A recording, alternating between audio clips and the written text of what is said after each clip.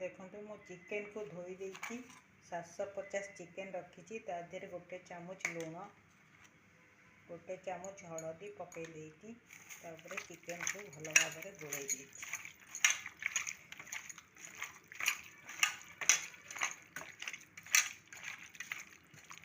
आज मु बनइबी चिकेन कषा।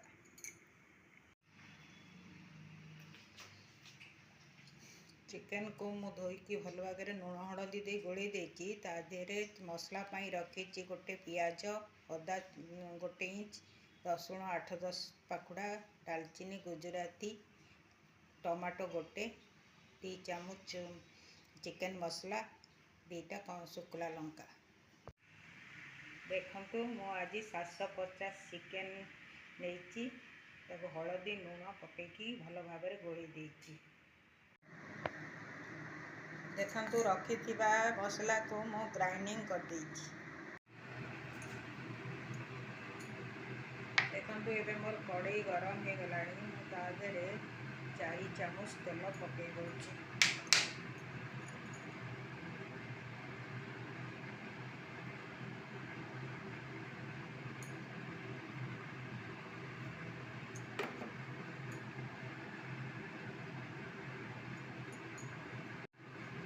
देखो ये मो तेल भल भाव में गरम हो जाइए रखि मसला को तादेहरे पकई दे।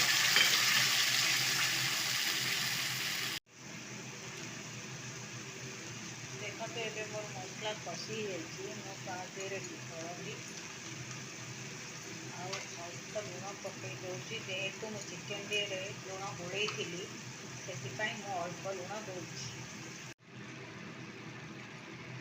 देखो ये मोर चिकेन मसला कषि जाइए रखि चिकेन को पकई दूची। एबे ताको भल भाव में गोड़े देवी 15 मिनट सीम रे घोड़े की रखी चिकेन जलीय अंश बाहरी पर्यंत। एबे मु चिकेन को घोड़े देती चूल्ही को सीम कर देती। देखो एबे मोर चिकेन को सबू जलीय अंश बाहरी जाइए मु चूल्ही को ऑन कर दूची। एबे चिकेन को कषिबा। देखो एबे मोर चिकेन कषा प्रस्तुत हो जाइए।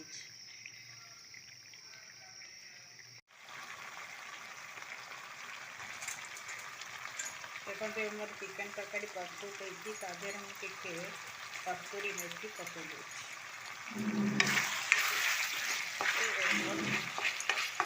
सुंदर चिकेन तरकारी प्रस्तुत हो गला। देखो एबे मोर चिकेन कषा प्रस्तुत हो जाइए।